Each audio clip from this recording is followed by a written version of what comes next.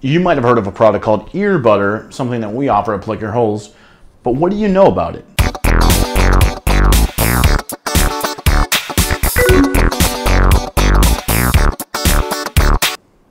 Here's a couple things you didn't know. First of all, one of the main ingredients is jojoba oil. It's spelled Jojoba, but it's jojoba oil. It's technically not an oil. Technically, it's a wax. It doesn't really become a wax until you get it at a really cool temperature. Jojoba oil is the closest naturally occurring substance that represents our body's sebum. Sebum is the oil that your body creates naturally, which is why a lot of massage therapists use jojoba oil during massage as a carrier oil for anything else that they're doing, because it reacts so well with what your body's doing. So it really is well absorbed into the body and gives a natural moisture that no lotion or anything else can really provide. Number two is Karanji. Karanji oil, though a very small ingredient in ear butter, has natural antiseptic qualities and does wonders on stinky ears and possible infections, which is absolutely fantastic. We also use organic beeswax. We don't want to be putting something in your ears or around your ears that's going to become a problem. We don't necessarily think that beeswax that is non-organic is bad, but we want to be getting it in the most humane possible way.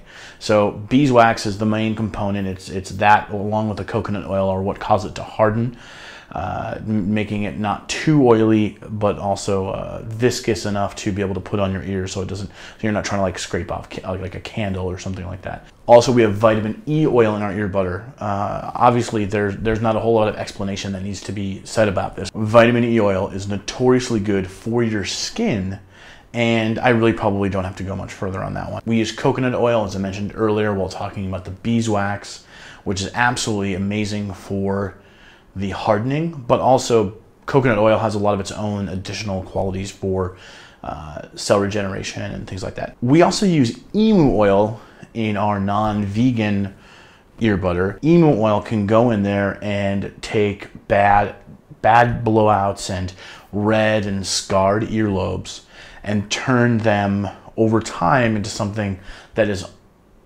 almost back to where they were in the first place. We also use a little bit of clove bud oil and a couple other ingredients that kind of help with the scent, break down that kind of ear cheese smell, so that your ears just smell a lot more pleasant. As we're getting into the colder months, you're gonna really want to make sure that this is something that you're using, and we do sales sometimes where we give a sample size away, or we give a whole one away. But even if you don't, it's under $10. Even if you don't get it through one of our sales, it's under $10. So go pick up yourself a tin of ear butter, and your ears are going to thank you for it all season long.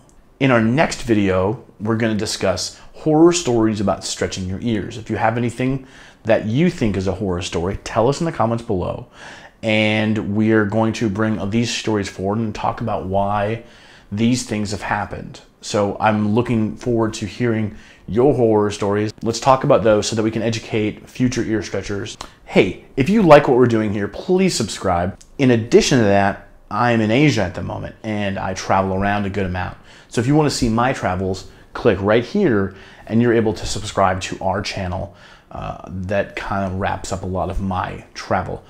Other than that, we'll see you next week. Thank you for watching, and cheers.